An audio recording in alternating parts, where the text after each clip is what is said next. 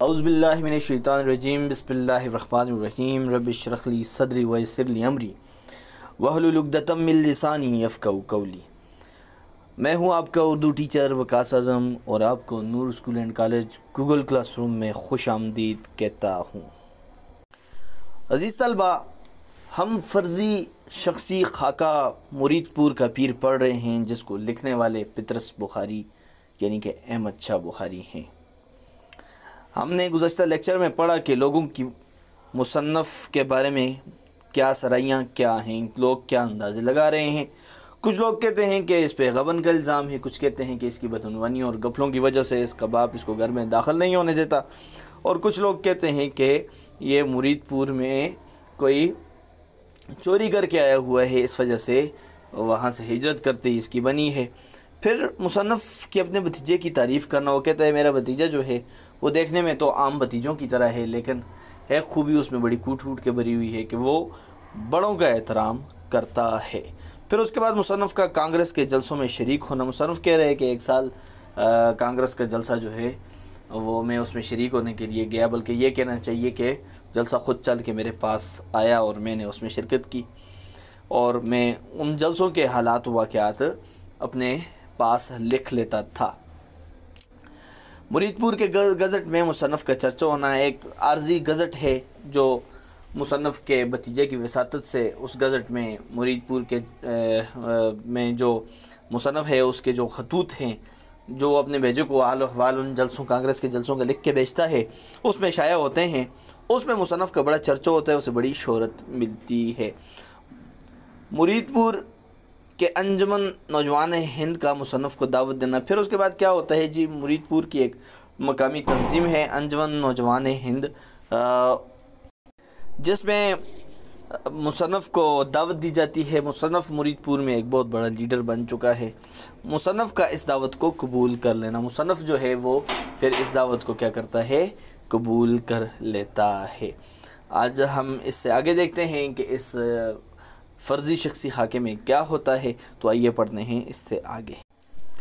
تو مصنف کہتے ہیں کہ میں اپنی اس عزت افزائی سے محض بے خبر تھا، انجان تھا، مجھے کوئی خبر نہ تھی۔ سچ ہے خدا جس کو چاہتا ہے عزت بخشتا ہے، مجھے کیا معلوم تھا کہ میں نے اپنے بھتیجے کو محض چند خطوط لکھ کر اپنے ہم وطنوں کے دل میں اس قدر گھر کر لیا ہے۔ تو کہتا ہے کہ مجھے جو عزت مرید پور کی طرف سے دی گئی تھی، میں اس عزت سے محض کیا تھا، صرف انجان تھا، لیکن سچ ہے کہ خدا جس کو چاہتا ہے عزت دیتا ہے اور جس کو چاہتا ہے ذلت دیتا ہے۔ پھر کہتے ہیں مجھے کیا معلوم تھا کہ میں نے جو اپنے بھتیجے کو خطوط بھیجے تھے، اس کی وجہ سے میں نے اپنے ہم وطنوں کے دل میں گھر کر لیا تھا، اور کسی کو کیا معلوم تھا کہ یہ معمولی سا انسان جو ہر روز چپ چاپ سر نیچا کیے بازار میں سے گزر جاتا ہے، مرید پور میں پوجا جاتا ہے، پرستش کی جاتی ہے اس کی، اور کسی کو کچھ معلوم نہیں تھا کہ یہ جو ایک سادہ سا سیدھا سا معمولی سا انسان ہے جو ہر روز بازار سے چپ چاپ سر نیچے کیے گزرتا ہے، یہ تو مرید پور کا بہت بڑا لیڈر ہے۔ میں وہ خطوط لکھنے کے بعد کانگریس اور اس کے تمام متعلقات کو قطعاً فراموش کر چکا تھا، بھلا چکا تھا۔ خط لکھنے کے بعد میں نے کانگریس کو بھی بھلا دیا، اور اس میں جو اس کے متعلقات تھے، اس سے جو تعلق رکھنے والے واقعات تھے، ان کو بھی کیا کر چکا تھا، بھلا چکا تھا۔ مرید پور گزٹ کا میں خریدار نہ تھا۔ بھتیجے نے میری بزرگی کے روب کی وجہ سے کبھی برسبیل تذکرہ باتوں میں بات کرنا، باتوں میں بھی تذکرہ اتنا بھی نہ لکھ بھیجا کہ آپ لیڈر ہو گئے ہیں۔ کہتے ہیں میں مرید پور کا خریدار نہ تھا، وہ گزٹ اتنا اہم نہیں تھا کہ میں اس کو خریدتا، لیکن میرا بھتیجا بھی جو ہے وہ میری بزرگی کے روب کی وجہ سے باتوں میں بھی کبھی یہ تذکرہ نہ کیا کہ آپ تو مرید پور کے بہت بڑے لیڈر بن چکے ہیں۔ میں جانتا ہوں کہ مجھ سے یوں کہتا تو برسوں تک اس کی بات میری سمجھ میں نہ آتی، اور کہتا ہے میں یہ بھی جانتا ہوں کہ اگر وہ مجھ سے یہ کہتا کہ آپ لیڈر بن گئے ہیں تو یہ بات میری سمجھ میں نہیں آتی، میں اور ایک عام سا معمولی سا آدمی اور لیڈر، لیکن بہرحال مجھے کچھ تو معلوم ہوتا کہ میں ترقی کر کے کہاں سے کہاں تک پہنچ چکا ہوں۔ لیکن کہہ رہا ہے کہ مجھے یہ معلوم ہونا چاہیے تھا کہ میں بغیر کسی محنت کی ترقی کر کے کہاں سے کہاں تک پہنچ چکا ہوں۔ تو کیا کہہ رہا ہے جی اس پیراگراف میں، کہتا ہے کہ مجھے جو مرید پور میں ان خطوط کی وجہ سے عزت ملی، میں ان سے بالکل بے خبر تھا۔ اور سچ ہے کہ خدا جس کو چاہتا ہے وہ عزت بخشتا ہے۔ مجھے معلوم نہیں تھا کہ میں اپنے بھتیجے کو جو میں نے خطوط بھیجے تھے ان کی وجہ سے اپنے مرید پور کے جو لوگ ہیں ان کے دلوں میں گھر کر چکا ہوں، اور میں ایک معمولی سے انسان ہوں، وہ کہتا ہے، جو ہر روز بازار سے سر نیچے کیے ہوئے جا رہا ہے، لیکن مرید پور میں پوجا جاتا ہوں، میری پرستش کی جاتی ہے، لوگ مجھے بہت بڑا لیڈر مانتے ہیں۔ اور پھر کیا ہوتا ہے جی، میں وہ خطوط لکھنے کے بعد وہ کہتا ہے کہ کانگریس کو بھی بلا چکا تھا، اس کے تمام واقعات جلسوں میں پیش آئے تھے ان کو بھی بلا چکا تھا۔ میں مرید پور کا گزٹ جو ہے وہاں پہ نکلا ہے، جاری ہوئے، اس کا خریدار بھی نہ تھا۔ بہرحال میرے بھتیجے نے بھی کبھی مجھے اس بارے میں بتایا نہیں کہ بھائی آپ تو بہت بڑے لیڈر ہو چکے ہیں، اور کہتا ہے کہ میں جانتا ہوں، اگر وہ مجھ سے کہتا بھی تو میں یہ بات برسوں تک میرے اس میں سمجھ نہ آتی۔ لیکن کیا ہوتا ہے، وہ کہتا ہے کہ کم از کم مجھے یہ تو پتہ ہو جاتا ہے کہ بھائی بغیر کسی وجہ کے میں ترقی کر کے کہاں تک پہنچ چکا ہوں۔ کچھ عرصے کے بعد خون کی خرابی کی وجہ سے ملک میں جا بجا جلسے نکل آئے، جس کو کسی کو ایک میز، ایک کرسی اور ایک گلدان میسر آیا، اسی نے جلسے کا اعلان کر دیا۔ خون کی خرابی کی وجہ سے حالات تو خراب تھے، تو اس وجہ سے ہر کسی کے خون میں جوش آتا گیا، تو وہ ہر کوئی جو ہے وہ جلسے کرنا شروع ہو گیا۔ جس کسی کو بھی ایک میز یا کرسی ملتی تھی وہ جلسے کا اعلان کر دیتا تھا۔ جلسوں کے اس موسم میں ایک دن مرید پور کی انجمن نوجوان ہند کی طرف سے میرے نام اس مضمون کا ایک خط وصول ہوا کہ آپ کے شہر کے لوگ آپ کے دیدار کے منتظر ہیں، یعنی کہ انتظار کر رہے ہیں۔ ہر کے ومیں آپ کے روح انور کو دیکھنے اور آپ کے پاکیزہ خیالات سے مستفید ہونے کے لیے بےتاب ہیں۔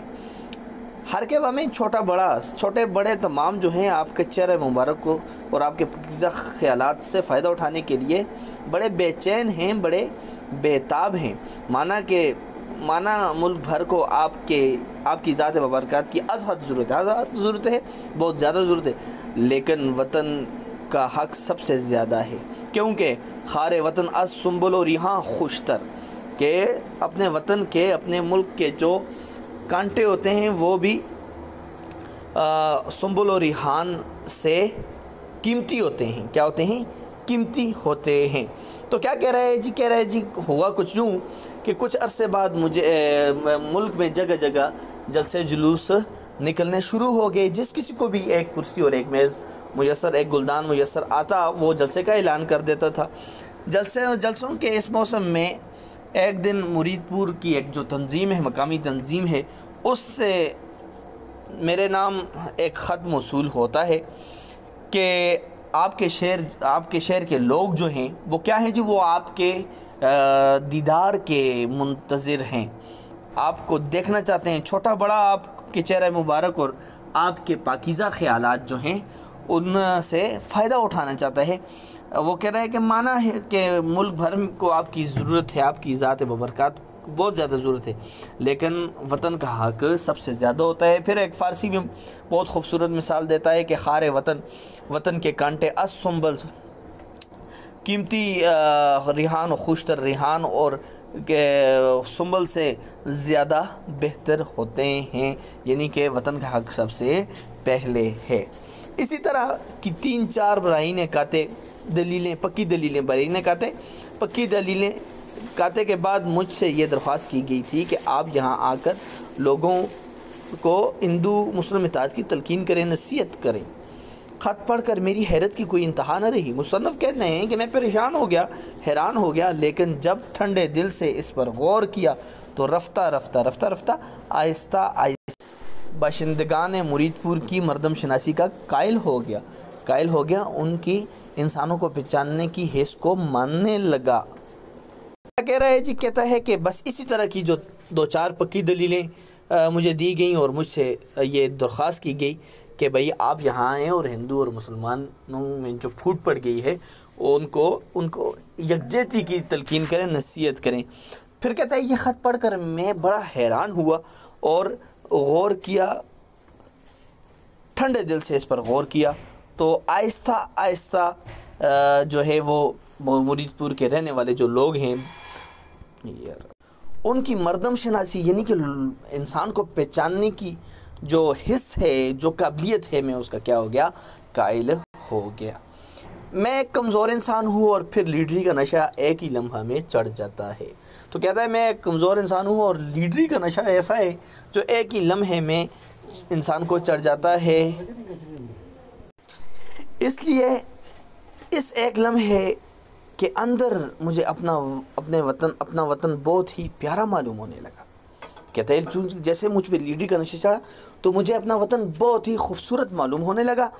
اہل وطن کی بے حسی پر بڑا ترس آیا اور اہل وطن کی لاپرواہی پر مجھے بڑا ترس آیا. ایک آواز نے کہا کہ ان بیچاروں کی بےبودی اور رہنمائی کا ذمہ دار تو ہی ہے, یعنی کہ ان کی خوشحالی اور ان کو راستے دکھانے کا ذمہ دار تو ہے. تجھے چاہیے تو اپنے وطن کے لوگوں کے کام آئے اور ان کو سیدھا راستہ دکھائے, ان کی رہنمائی کرے, ان کی رہبری کرے. تجھے خدا کے نے تدبر کی قوت بخشی ہے, غور و فکر کی شعور دیا ہے تمہیں خدا نے.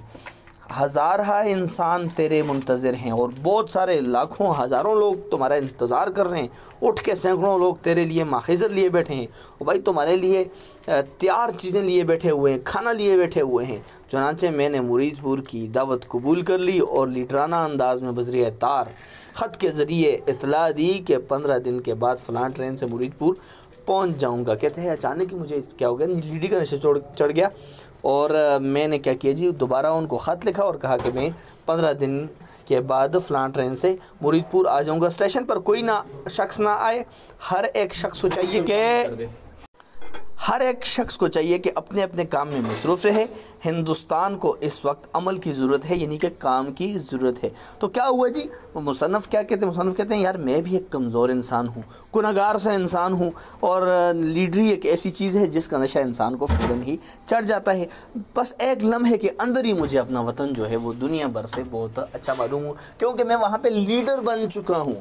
اور اہل وطن کی بے حسی پر, لاپرواہی پر مجھے بڑا ترس آیا اور ایک غیب کی آواز مجھے آئی اور کہا کہ بھائی ان کی رہنمائی, ان کی خوشحالی کا ذمہ دار تو ہے. تجھے چاہیے تو اپنے وطن کی جا کے خدمت کرے.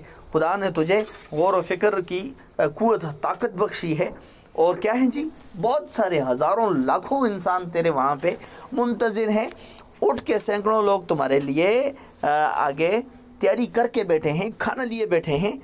اور چنانچہ میں مرید پور کی اس دعوت کو قبول کی. اس کو کہتا ہے پھر لیڈرانہ انداز میں, ایک لیڈر کے انداز میں ایک تار ان کو واپس بھیجا اور کہا کہ 15 دن کے بعد فلاں ٹرین سے میں مرید پور پہنچ جاؤں گا. اسٹیشن پر ساتھ میں نے ان کو یہ نصیحت بھی کی کہ اسٹیشن پر کوئی بھی نہ آئے. کیا تھا وہ کہہ رہے ہیں, میرا انداز جو تھا وہ ایک لیڈرانہ انداز تھا, اور میں نے کہا کہ اسٹیشن پر کیوں نہ آئے, کیونکہ ہر شخص کو چاہیے وہ اپنے کام کرے, کیونکہ ہندوستان کو اس وقت کیا ہے, کام کی ضرورت ہے.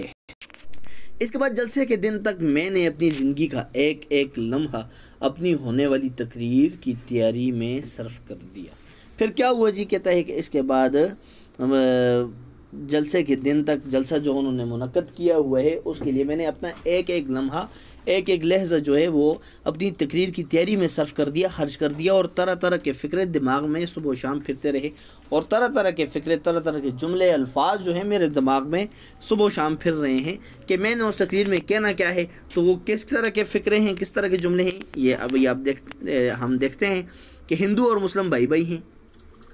اچھا, ہندو اور مسلم شیر و شکر ہیں, یعنی کہ شیر و شکر کہتے ہیں گھل مل جانے کو, یعنی کہ ایک ہی بھائی بھائی ہیں, یکجا ہیں. اچھا, پھر کیا کہا, ہندوستان کی گاڑی کے 2 پہیے, ہندو اور مسلم جو ہیں ہندوستان کی گاڑی کے 2 پہیے ہیں. اے میرے دوستو, ہندو اور مسلم ایک ہی تو ہیں. جن قوموں نے اتفاق کی رسی کو مضبوط پکڑا وہ اس وقت تہذیب کے نصف النہار پر ہیں, یعنی کہ آدھے آسمان پر ہیں. تو پھر کیا ہوا, یہ بھائی جن قوموں نے اتفاق کی رسی کو مضبوطی سے پکڑا وہ لوگ بڑی ترقی کر چکے ہیں. وہ کہتا ہے پھر کیا ہوا, جنہوں نے نفاق اور پھوٹ کی طرف رجوع کیا, نا اتفاقی, نفاق نا اتفاقی, پھوٹ نفاق کو ہی کہتے ہیں, رجوع کیا, رابطہ کیا, تاریخ نے ان کی طرف سے اپنی آنکھیں بند کر لی ہیں, وغیرہ وغیرہ. تو اس طرح کی باتیں مصنف کہتے ہیں میرے دماغ میں آتی رہیں, اس طرح کے فکرے آتے رہے. کیا جی, کہتا ہے کہ اس کے بعد کیا ہوا, جب میں نے ان کو لکھ بھیجا کہ بھائی یہاں استقبال کے لیے کوئی نہیں آئے گا, ہر شخص اپنا کام کرے گا, تو پھر اس کے بعد میں نے ایک لمحہ جو ہے وہ اپنی تقریر کی تیاری میں لگا دیا، اور طرح طرح کے جملے اور فقرے جو ہیں وہ میرے دماغ میں صبح و شام پھرتے رہے، اور وہ کیا تھا کہ ہندو اور مسلمان جو ہیں وہ بھائی بھائی ہیں۔ کبھی میں کہتا ہندو اور مسلمان جو ہیں وہ شیر و شکر یعنی کہ ایک ہی ہیں، کبھی میں کہتا ہندوستان ایک گاڑی ہے جس کے 2 پہیے ہیں اور ایک پہیہ مسلمان ہے اور ایک ہندو ہی ہیں، کبھی میں کہتا کہ بھائی ہندو اور مسلمان ایک ہی تو ہیں، اور کبھی کیا ہوتا ہے جی میں ان کو بتاتا، نصیحتیں کرتا کہ بھائی جن قوموں نے اتفاق کی رسی کو مضبوط پکڑا ہے وہ لوگ بڑی ترقی کر چکے ہیں، اور جن لوگوں نے نا اتفاقی اور پھوٹ سے رابطہ کیا ہے تو وہ تاریخ نے ان کی طرف سے اپنی آنکھیں کیا کر لی ہیں، بند کر لی ہیں، یعنی کہ ان تنزلی ان کا مقدر بن چکی ہے۔ پھر آگے کہتے ہیں کہ بچپن کے زمانے میں کسی درسی کتاب میں سنا ہے کہ 2 بیل رہتے تھے ایک جا۔ کہتے ہیں بچپن میں نے ایک واقعہ پڑھا تھا 2 بیلوں کی کہانی، اور وہ 2 بیلوں کی کہانی کیا تھی کہ وہ 2 بیل جو ہیں وہ انہوں نے اتفاق سے ایک شیر کو مار دیا تھا۔ واقعہ پڑھا تھا، اسے نکال کر نئے سرے سے پھر پڑھا۔ کہتے ہیں پھر میں نے تلاش کی کتاب اور نکال کر وہ واقعہ دوبارہ سے پڑھا، اور اس کی تمام تفصیلات کو نوٹ کر لیا، اور پھر یہ جو جتنی بھی تفصیلات اس کی تھی، کیونکہ وہ اتفاق پر مبنی تھی وہ کہانی، اس سب کو کیا کر لیا، لکھ لیا۔ پھر یاد آیا کہ ایک اور کہانی بھی پڑھی تھی جس میں ایک شخص مرتے وقت اپنے تمام لڑکوں کو بلا کر لکڑیوں کا ایک گٹھا ان کے سامنے رکھ دیتا ہے۔ پھر یاد ہے کہ نہیں ایک اور بھی کہانی پڑھی تھی، اور وہ کون سی تھی کہ ایک بوڑھا شخص مرتے وقت اپنے بچوں کو اتفاق کا سبق دینے کے لیے ایک لکڑیوں کا ایک گٹھا جو ہے ان کے سامنے رکھ دیتا ہے، اور ان سے کہتا ہے کہ اس گٹھے کو توڑو۔ وہ توڑ نہیں سکتے، پھر اس گٹھے کو کھول کر ایک لکڑی ان سب کے ہاتھ میں دے دیتا ہے، جسے وہ آسانی سے توڑ لیتے ہیں۔ اسی طرح وہ اتفاق کا سبق اپنی اولاد کے ذہن نشین کراتا ہے، دماغ میں بٹھا دیتا ہے۔ اس کہانی کو بھی لکھ لیا۔ تقریر کا آغاز سوچا تو کچھ اس طرح تمہید مناسب معلوم ہوئی۔ گھٹا سر پہ ادبار کی چھا رہی ہے، فلاکت سما اپنا دکھلا رہی ہے، نحوست پسو پیش منڈلا رہی ہے، یہ چاروں طرف سے ندا آ رہی ہے کہ کل کون تھے آج کیا ہو گئے تم، ابھی جاگتے تھے ابھی سو گئے تم۔ تو مصنف کہتے ہیں کہ بھائی کیا ہوا کہ بچپن کے زمانے میں نے اپنی درسی کتاب میں ایک قصہ سنا تھا 2 بیلوں کا۔ 2 بیل ہوتے ہیں جو اپنے اتفاق کی وجہ سے شیروں کا مقابلہ کرتے ہیں اور جیت جاتے ہیں۔ پھر اسے نکال کر نئے سرے سے پڑھا، اور اس کی تفصیلات جو ہیں وہ اپنے پاس کیا کر دیں، نوٹ کر لیں۔ پھر اس کے بعد کہتے ہیں کہ پھر یاد ہے ایک اور کہانی بھی پڑھی تھی، اور وہ کہانی کیا تھی کہ بھائی ایک بوڑھا شخص مرتے وقت جو ہے اپنے بچوں کو اتحاد کی تلقین کرتا ہے، اور کس طرح کرتا ہے کہ بھائی وہ کہتا ہے تمام لوگ ایک لکڑیاں لے کے آؤ، اور پھر لکڑیوں کا گٹھا جو ہے وہ اپنے بچوں کے سامنے رکھ دیتا ہے اور کہتا ہے کہ اب اس کو توڑو۔ وہ نہیں توڑ سکتے، تو پھر اس گٹھے کو کھول کر ایک ایک لکڑی ان کے سپرد کرتا ہے، کہتا ہے اب توڑو، تو پھر جسے وہ آسانی سے توڑ لیتے ہیں۔ پھر وہ اتفاق کا سبق اپنے بچوں کے ذہن نشین کراتا ہے۔ اس کہانی کو میں نے کیا کر لیا، تقریر کے لیے لکھ لیا، کیونکہ میں نے مرید پور میں اتفاق اور اتحاد اور یکجہتی پر تقریر کرنی تھی اور ان کو اس کا درس دینا تھا۔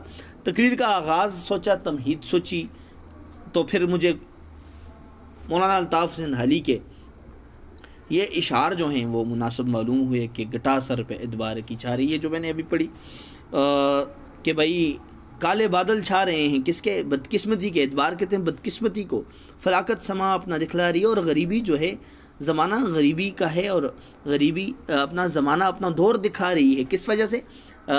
نا اتفاقی کی وجہ سے، نفاق کی وجہ سے، پھوٹ کی وجہ سے، اور نحوست بدقسمتی ارد گرد منڈلا رہی ہے، پھر رہی ہے۔ یہ چاروں طرف سے ندا آ رہی ہے، اور ہر طرف سے یہی آواز آ رہی ہے کہ کل کون تھے آج کیا ہو گئے۔ بھائی کل تک تو ہم ایک عرصے سے اکٹھے اور مل جل کے رہا کرتے تھے، اور آج ہم کیا کر رہے ہیں، پہلے ہم جاگ رہے تھے اور ابھی ہم کیا ہو گئے ہیں، سو گئے ہیں۔ تو یہ اشعار جو ہیں وہ مجھے اپنی تقریر کے آغاز کے لیے بڑے مناسب لگے، اور 2 واقعات بھی میں نے لکھ لیے جو اتحاد پر مبنی تھے۔ پھر اس کے بعد ہندوستان کی جس مایہ ناز شاعر یعنی مولانا الطاف حسین حالی پانی پتی نے آج سے کئی برس پیشتر پہلے مایاناز مشہور یہ اشعار قلم بند کیے تھے. اس کو کیا معلوم تھا کہ جوں جوں زمانہ گزرتا جائے گا اس کے یہ المناک الفاظ روز بروز صحیح تر ہوتے جائیں گے. آج ہندوستان کی یہ حالت ہے ڈاٹ ڈاٹ ڈاٹ وغیرہ وغیرہ، یعنی کہ اس کے بعد بھی کچھ باتیں اس نے لکھی ہیں. تو کیا کہتا ہے کہ ہندوستان کے بہت ہی مشہور شاعر مولانا الطاف سنہالی جو پانی پت میں رہتے ہیں، انہوں نے کئی سال پہلے یہ اشعار لکھے تھے، اور ان کو کیا معلوم تھا کہ جیسے جیسے زمانہ گزرتا جائے گا ان کے یہ دردناک الفاظ جو ہیں وہ کیا ہوتے جائیں گے، وہ صحیح تر ہوتے جائیں گے، اور ہندوستان کی اس طرح کی حالت ہو جائے گی، یعنی کہ ابتر حالت ہو جائے گی. اس کے بعد سوچا کہ ہندوستان کی حالت کا ایک دردناک نقشہ کھینچوں گا. پھر کہا کہ ہندوستان کی ایک دردناک حالت جو آج بگڑی ہوئی حالت ہے اس کا نقشہ کھینچوں گا، ایک ڈھانچہ بناؤں گا، افلاس، غربت اور بغض وغیرہ کی طرف اشارہ کروں گا. بغض کہتے ہیں کینہ، حسد کو، افلاس و بھوک کو کہتے ہیں. اور پھر پوچھوں گا کہ اس کی کیا وجہ آخر کیا، اور اس کی وجہ پوچھوں گا کہ اس کی وجہ آخر کیا ہے. ان تمام وجوہ وجہ کی جمع ہے، وجہ کی جمع ہے کو دہراؤں گا جو لوگ اکثر بیان کرتے ہیں. مثلا غیر ملکی حکومت، مثلا یہ کہ غیر ملکی حکومتیں جو ہیں وہ ہندوستان کے خلاف سازش کر رہے ہیں. آب و ہوا ٹھیک نہیں، آب و ہوا اور مغربی تہذیب. آب و ہوا کا مطلب ہے آج کل کے حالات ٹھیک نہیں ہیں، سازگار حالات نہیں ہیں، اور مغربی تہذیب جو ہے وہ وہاں یہاں پہ پروان چڑھ رہی ہے، اس لیے سارے لوگ جو ہیں ایک دوسرے کے دشمن ہو گئے ہیں. لیکن ان سب کو باری باری غلط قرار دوں گا اور پھر اصلی وجہ بتاؤں گا کہ اصلی وجہ ہندوؤں اور مسلمانوں کا نفاق ہے. پھر میں بتاؤں گا کہ نہیں، ایسی بات کوئی نہیں، کوئی ہمارے خلاف سازش نہیں کر سکتا، باہر کی تہذیب بھی ہمیں خراب نہیں کر سکتی، بلکہ یہ ساری باتیں کیا ہیں، غلط ہیں. بلکہ اصل وجہ یہ ہے کہ ہندو اور مسلمان جو ہیں ایک دوسرے کے دشمن بن گئے ہیں. آخر میں اتحاد کی نصیحت کروں گا اور تقریر کو اس شعر پر ختم کروں گا. آخر میں کیا کروں گا، اتحاد کی نصیحت کروں گا، یگانگت کی نصیحت کروں گا، یکجہتی کی نصیحت کروں گا، اور اس شعر پر ختم کروں گا کہ آندلیب مل کے کریں آوازاریاں، تو ہائے گل پکار میں چلاؤں خائے دل. کہ بھئی اندلیب کہتے ہیں بل بل کو، آوازاریاں فریادیں. تو کہتا ہے کہ پھر آخر میں یہ شعر پڑھوں گا کہ آئے بلبل مل کے فریاد کرتے ہیں، تو پھولوں کے لیے پکار اور میں اپنے دل کے لیے پکاروں. تو اس شعر پہ میں اپنی تقریر کا کیا کر دوں گا، اختتام کر دوں گا. اور آخری یہ اس شعر پہ خاتمہ ہوگا، اور اس میں یہی آخری بات ہے کہ بھائی میں اپنے دل کو پکاروں، وہ جلا ہوا ہے، اور تو پھولوں کو پکار کیونکہ تو پھولوں سے محبت کرتی ہے. بلبل کو کہے گا کہ مل کے فریاد کرتے ہیں، اور یہی فریاد ہماری ہندوستان کے لیے بھی ہے جہاں کے حالات بہت ابتر ہیں، کیونکہ مسلم اور ہندو جو ہیں وہ ایک دوسرے کے دشمن بن چکے ہیں. تو عزیز طلبہ، یہ تھا ہمارا آج کا لیکچر. اب ہم اس کے اہم نکات کی طرف اہم نکات پہ نظر ڈالتے ہیں. آپ نے دیکھا کہ آج ہم نے سب سے پہلے مرید پور کے انجمن نوجوان ہند کا مصنف کو دعوت دینا یہ پڑھا کہ مرید پور کے جو نوجوان انجمن ہند ہے، جو ان کی ایک مقامی تنظیم ہے، وہ مصنف کو کیا کرتے ہیں، دعوت دیتے ہیں، کیونکہ مصنف کے بھیجے ہوئے خطوط کی وجہ سے مصنف مرید پور میں ایک بہت بڑے لیڈر بن چکے ہیں. پھر مصنف کا اس دعوت کو قبول کر لینا. مصنف کہتے ہیں کہ لیڈری کا نشہ جو ہے، میں ایک کمزور شخص ہوں، اور لیڈری کا نشہ جو ہے وہ انسان کو ایک دم چڑھ جاتا ہے. لہٰذا میں نے سوچا کہ یار تجھے اپنے ملک اور قوم کی خدمت کرنی چاہیے، اور اپنے علاقے کے لوگوں کو کی رہنمائی کرنی چاہیے، ان کو سیدھے راستے پر ڈالنا چاہیے. اور پھر میں کیا کرتا ہوں، یہ دعوت قبول کرتا ہوں، اور میں لیڈری کے جس طرح ایک لیڈر کرتا ہے، میں کیا کرتا ہوں، ایک تار بیچتا ہوں، اور میں کہتا ہوں کہ 15 دن کے بعد میں مرید پور آ جاؤں گا، کسی نے میرے استقبال کے لیے نہیں آنا. پھر اس کے بعد لیڈر کا اپنی تقریر کے لیے نکات اکٹھے کرنا. تو لیڈر کو جو ہے وہ جس وقت یہ پیغام بھیج دیتا ہے مرید پور کہ میں 15 دن بعد فلاں ٹرین سے مرید پور پہنچ جاؤں گا، اس کے بعد کہتا ہے دن رات میرے دماغ میں کچھ فکریں جو ہیں وہ گھومتے پھرتے نظر آتے ہیں میرے دماغ میں، اور وہ یہ ہے کہ ہندو مسلمان جو ہیں وہ بھائی بھائی ہیں، ہندو مسلمان آپس میں شیر و شکر ہیں. پھر اس کے بعد اتفاق پر مبنی کہانیوں کا ذکر کرنا. وہ کہتا ہے کہ پھر کیا کیا، بچپن میں نے ایک کہانی پڑھی تھی، دو بیل والی کہانی کے دو بیل ہوتے ہیں جو اتحاد و اتفاق کی وجہ سے شیر کا مقابلہ کرتے ہیں. پھر اس کے بعد ایک اور کہانی مجھے یاد آتی ہے، اور وہ یہ کہ ایک بوڑھا شخص مرتے وقت اپنے بچوں کو اتحاد کی نصیحت کرنا چاہتا ہے، اور ایک لڑکی کو گٹھا منگوا کر ان کے سامنے رکھ لیتا ہے. پھر ان کو کہتا ہے کہ اس کو توڑو، وہ نہیں توڑ سکتے، تو اس طرح وہ اپنے بچوں کے ذہن میں یہ کیا کرتا ہے سبق اتفاق و اتحاد کا سبق اس ذہن میں بٹھاتا ہے۔ پھر اس کے بعد کہہ رہا ہے کہ تمہید میرے ذہن میں یہ سوچی کہ میں حالی کے اشعار سے ابتدا کروں گا اپنی تقریر کا، کہ وہ پھر آپ نے دیکھی کہ وہ جو اور وہ تمہید کچھ اس طرح ہے کہ گٹا سر پہ ادبار کی چھا رہی ہے، فلاکت سامان اپنا دکھلا رہی ہے۔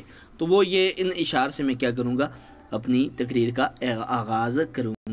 اس کے بعد پھر کیا کروں گا، ہندوستان کی افلاس اور غربت کا نقشہ کھینچوں گا کہ ہندوستان میں جو بھوک ہے، غربت ہے، وہ کس وجہ سے، نا اتفاقی کس وجہ سے ہے، کیا کوئی غیر ملکی حکومت کی وجہ سے، کیا آب و ہوا ایسی ہے، کیا کوئی سازشیں ہیں۔ تو پھر آخر میں ان سارے نکات کو کیا کروں گا، ان ساری وجوہات جو ہیں ان سب کو غلط قرار دوں گا اور کہوں گا کہ بھائی ان سب کا جو آج ہمارا ملک تباہی کی طرف گامزن ہے، اس کی خراب حالت، خستہ حال ہو رہی ہے، خراب سے خراب تر ہوتی جا رہی ہے، اس کی وجہ صرف ہندو اور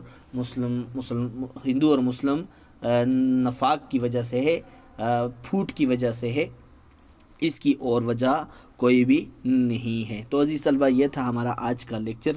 امید کرتا ہوں آپ کو پسند آیا ہوگا۔ اگر آپ کو اس میں سے کوئی بات مشکل لگی اور کسی چیز کی سمجھ نہیں آئی تو آپ نیچے کمنٹ میں اپنی رائے کا اظہار کر سکتے ہیں۔ اللہ تعالیٰ آپ کا حامی و ناصر ہو۔ اگلے لیکچر کے ساتھ دوبارہ ملیں گے۔ اللہ حافظ۔